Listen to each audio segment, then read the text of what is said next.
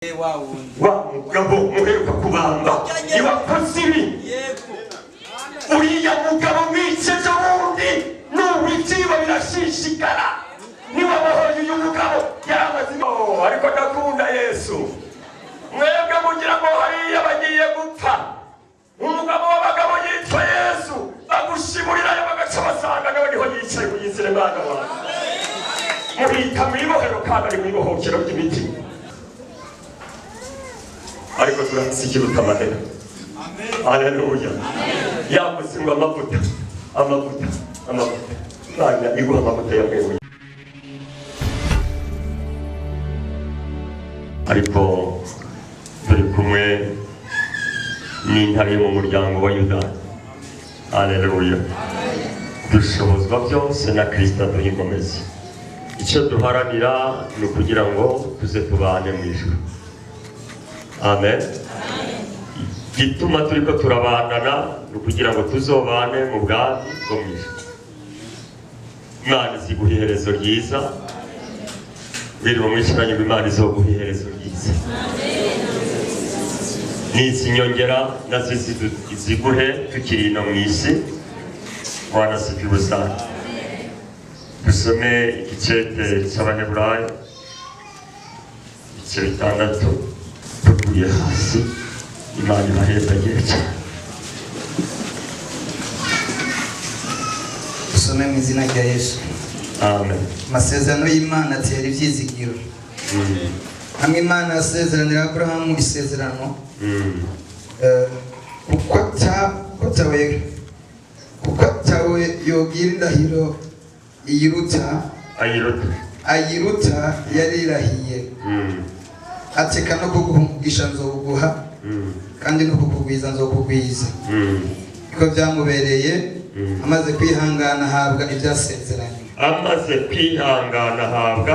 Byasezeranye. Amen. Bana ya 16. Kuko abantu bagira indahiro ubaruta no mu mpari zabo zose indahiro irengeje ikaba ariyo iziheraheza.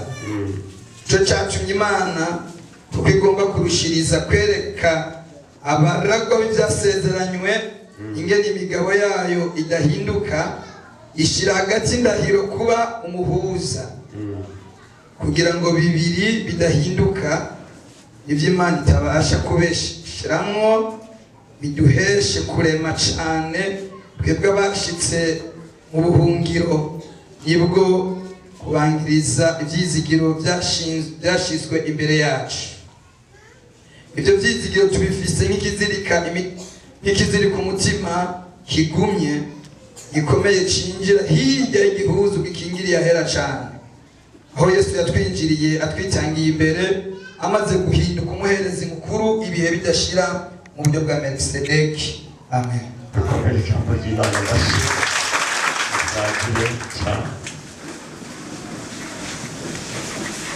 Yesu abamezegirire ayimbuze ngo Imana ikumpere umugisha. Haleluya. Bishimiye Imana kubona uyu munsi igitangaza cyakoretse. Ijoro abarozi baraye bararoga, abapfumu baraye barakora, abakunikuri baraye barakora. Ariho leta zunze ubumwe z'ibisigo zaraye zikoraniye hamwe zirwana mw'ijoro utahe. Ariko mw'ijoro naho haba inama iravuga ngo igihe cyo gutaha ntiharagera. Ariko hari umuntu muzima ari hano bavugirira amina yewe. Ntabwo ubyumva. N'uyu munsi iyi saha ya 6 hari inama ziriko zirakorwa ikuzimu ngo zitunyaga ubugingo, ariko mw'ijuru hakoranye inama rukoko. Yesu we ndagushima kuri kumwe natwe. Muhumure ntacyo tuzoba turi kumwe n'intare y'umuryango. Ibiduhiga ntibizobura, ibiturondera biruzuye. Humura mukozi w'Imana, shikama turiko dukorera hagati y'amabingira y'inkazi, ariko turi kumwe n'intare yo mu muryango wayo. Sifa kwa Yesu. Bwana Yesu asifiwe. Icyatumye Yesu azana nicyo ashaka kuvuga. icyo dusenga. Bwana asifiwe. Iyo usomye Bibiliya, ijambo ry'Imana ryerekana neza ngo Satani akororewe mu isi abwira Imana ngo turagabuye. Umenye iby'iyo hano hasi naje ndibariza. Abamarayika bavuga ijambo rikomeye, baravuga ngo isi igize umugisha ibonye ibara. Nicyo gituma umwanditsi wa Zaburi avuga neza, akavuga ngo abamarayika barindiriye uwo munsi bawuhamiye wo kuzobona umugeni wa Kristo yabaye hagati y'amabingira y'abadayimoni babaye mu ijuru, bazi amayeri yose yo kuzimiza ubwoko bw'Imana. Ariko Imana nyene amahoro yarungitse Kristo kugira ngo turinde ijoro n'umurango. Pawulo acabwira ab'Ifilipi 4:13 arababarira ngo tushobozwa byose na Kristo aduha imbaraga. Ntabwo ari kubw'ubuhinga bwacu, ntabwo ari kubw'ubuhinga bwawe, ntabwo ari ukubera twize. Oya we, ibi ntibineshwa n'amashuri, ariko bineshwa n'umuntu yamaramaje, yapfuye agashika igorogota neza, agacikana Kristo akaba ari babaho. Nimubyumva, agakiza ni ugupfa. Agakiza ni ugupfa, ntuboneke ukazimangana, Kristo akaba ari waganza. Sifa kwa Yesu. Nicyo gituma Bibiliya yavuze ngo niwe muherezi mukuru mu buryo bwa Melkisedeki. Yesu yahabwa icyubahiro. Abantu turukana. Amen. Haleluya. Haleluya. Haleluya. Haleluya. Yesu ashimwe cyane. Icyo Satani dupfa ni iki kimwe, nuko turabaraganwa na Kristo Yesu. Ibyo yarabimenye, amenya amakuru y'uko Kristo yaje gucungura umuntu yari kure w'umunyamahanga w'umunyabyaha kubw'amaraso yasesetse i Golgotha. Umuntu wese yogamo agaca muri iyo nzira, Yesu yavuze ngo aca bicaremwe gisha ngo ibyakera birenga. Haleluya. Hano rero ngo ntihagira umugiriki, nta n'umuyuda, nta murundi, nta munyarwanda, nta muzungu, ariko hari ubwoko bumwe, ubwoko bw'abera. Barabera bari hano ngo bambukire amina. Ariko udufashe hano kuri mikrofone. Bwana asifiwe sana. Amen. Haleluya. Amen. Sifa kwa Yesu. Amen. Bwana apewe sifa. Amen. Ni ijambo ry'Imana ngomba ko tuvugana ko muri iki cyetse twasomye hano mu karongo ka 18 haravuga ngo kugira ngo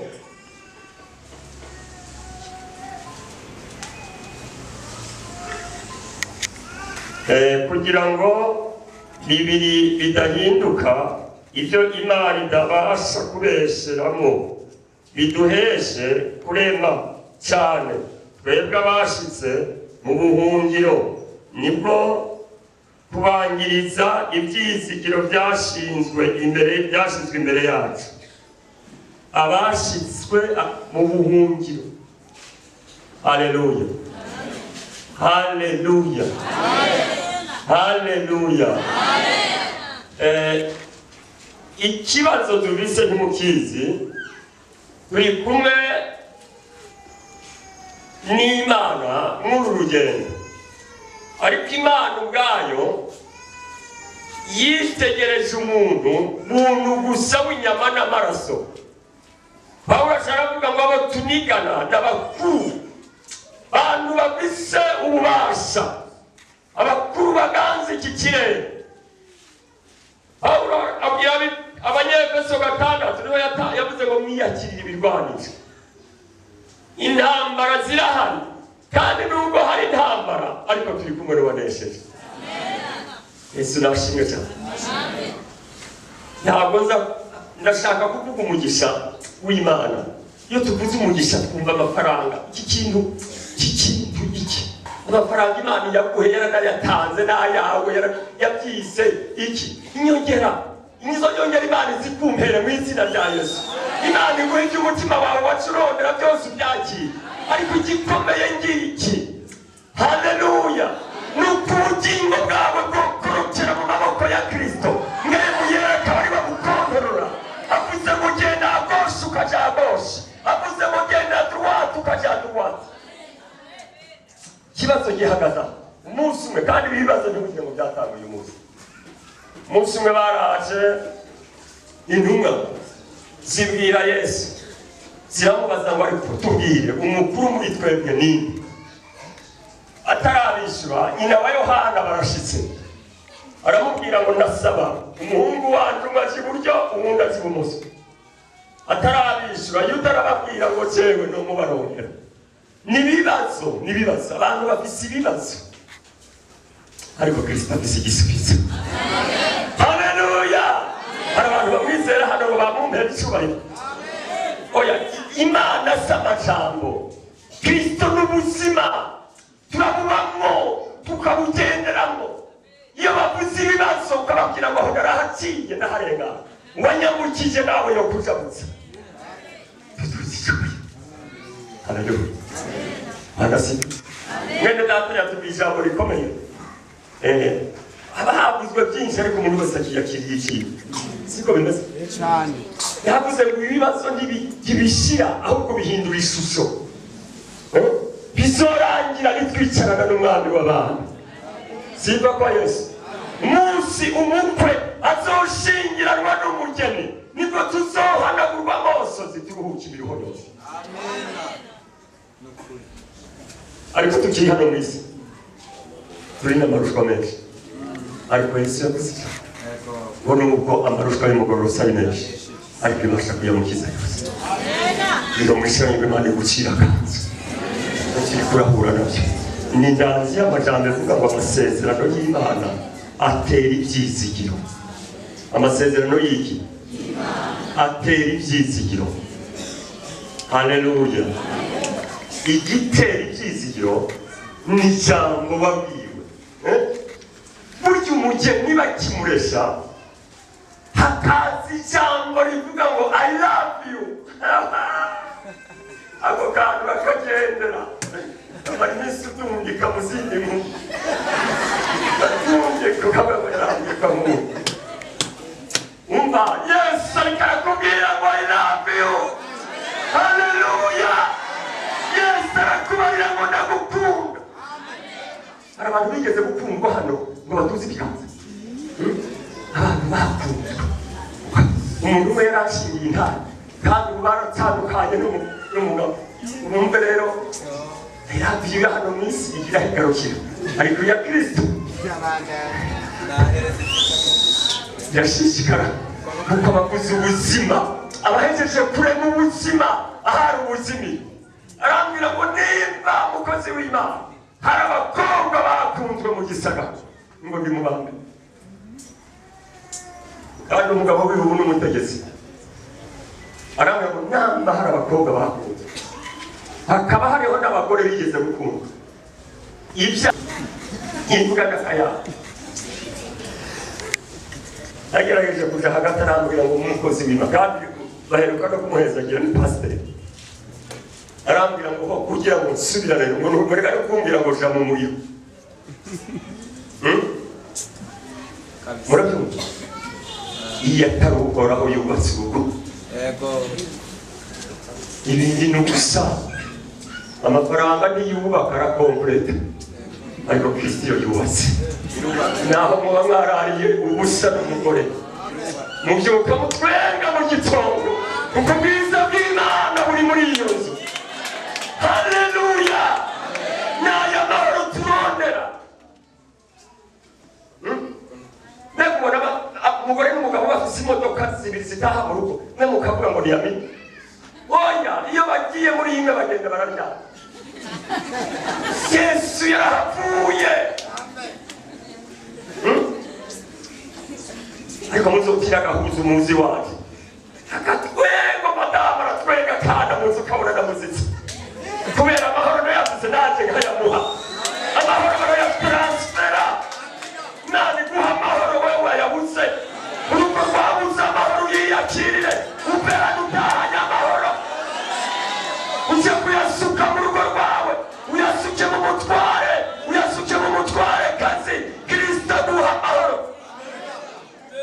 ubutunzi bwa mbere ni gutunga amahoro hari abantu bafite amahoro hari abantu bashaka amahoro hano ngo bambugire ngo amine hari abantu baje kurondera umwami w'amahoro yaravuze ngo ndayabasigaranye ashibamira imitima yabo umuntu naho yoguha ikigayiriki ariko akakubwira ngo umunsi warenze urubibi uzobona ni mu mpinga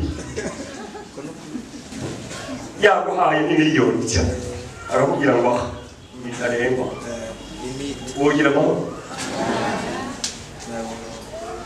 amahera n'amahoro Yesu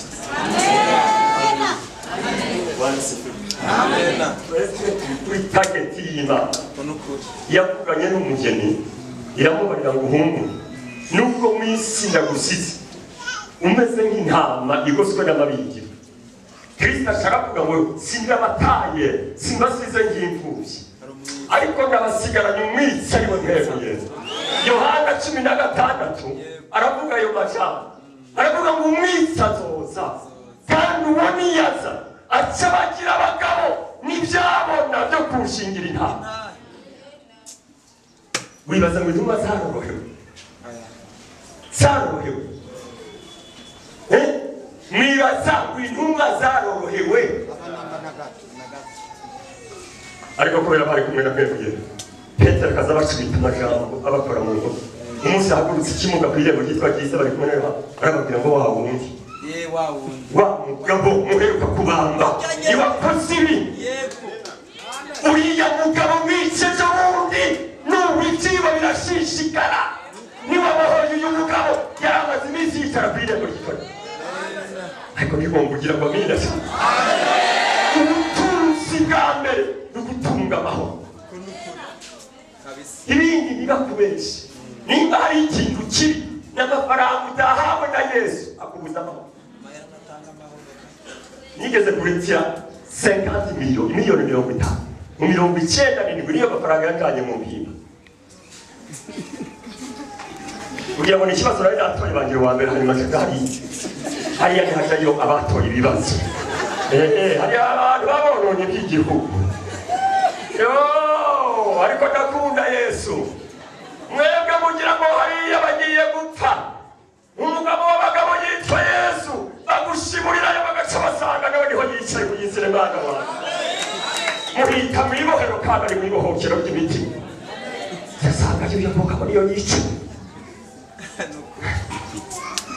uhure na Yesu Imana iguhuza na Yesu narimbuze ngo Imana iguhuze na Kristo miliyoni 50 yakabuze mwene data namukurikiranye umuntu amuhaye amafaranga ari yasinziriye nimbe biciye ku mabati ngo barayajanye kayantwaye ugenda utoya gati kubera ko amafaranga ari mw'abandi bundi bushobozi burya amafaranga dupfa kuyakoresha we amwe ntaba bayavuye hamwe ayabikuze ayaturutse mu maraya ayaturutse mu maraso y'abantu ayaturutse mu busuma ajya yose barapoperanya akazogenda azunguruka akazogaruka kandi yose yitwa amahera Imana ntiguha amahera Imana iguha amafaranga mu izina rya Yesu kubera ko amafaranga aza gukora ibikorwa by'Imana mu mutwe ariko amahera arahera ayo mahera mu mahera araki akagira n'akantu naguzemo n'uyu munsi miliyoni 50 zo mu 97 harimo impangu ngira ngo 50 nye aho kumutaka umuriyoni baragura urupango rezashi ababizi barabizi ariko turasikiruta amahera haleluya yavuze ngo amavuta Imana iguha amavuta yamwebuye kubera ko amavuta niyakwega umugisha haleluya amavuta akwega umugisha umugisha uduhawe n'Imana yavuze ngo ntiwuvanga n'umubabaro dutunze amahoro. Abantu twavukiye rimwe benshi bameze ngo muzee wowe wari iki? Ni namize Yesu. Narunamye kubera urwagwa kagapita mbere, abandi amaguru yarabyimbye kuko batagira Kristo.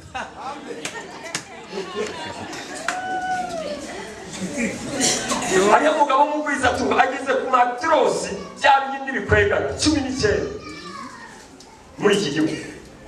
Twarashanye ejo bundi kuganduka twarakuranye n'umuntu uzina twicaranye mu modoka yiwe mbere utaramubwira bari kuko kimeze gute konzi ko unsumvye imyaka none nije ndashaje kuri we n'ubu urashasaza rindira iracakunyukura none ko wikoreye iby'isi byose urafunika mu gace ubageze ku bagore babiri. Namubwiye ntirindi shiti niwamenya Kristo kuko yaheje kumbwira ngo urumva ngo Bibiliya ngo nimwe papa yahora akoresha se wewe yamuvuga butumwa. Ndamubwira ntushaka uyigendane unayigerekeranye ugure n'izindi z'igifaransa n'igiswahili n'icyongereza ushyire hamwe ndaco bitanga. Ibaze ko abantu muri mwebwe muri sekuru bibiri munyaga ko norota neza bavuze ngo umutinda rota amakiyobozi n'abasanga yakicubise muri defile n'amakiyobozi y'amayero w'imazi twashatunza n'uwejesi ikaraba tababantu n'inkinamico y'ubu intumwa ntizigeze zivanga ziravuga ngo nambari no gupfa turi tayari kubwa Kristo Yesu. Amen. Nigute abana b'Imana dushaka kunezereza isi ngo bonezereza abadayimoni babishoboka. Reka dusambure icyo gica irongo icanye ngo nicyo ni gica agicana kandi rero iyo ubivuze bashobora kugira ngo ngo yabo barenze akari agateka kazi na muntu siko bivuga. Agira nababwire ngo nanje ako gateka ndi mu bantu bavugira abantu. Ari umuntu ariko guhagarika umupolisi ndamubwira nimushinga nanje ndubona jewe uri kurabwira umunsi umwe jewe nzokuvugira byakugoye nubwo tubabarira ngo mugiye twiki ntibikenewe mugabo umunsi umwe nzokuvugira kandi nzokuvugira neza bakurenganije kuko isi yuzuye akarengane. Urenganira ni Kristo wenyine gusa. Imana ikurenganira abadayimoni bagiye bakurenganya cyangwa bakitana.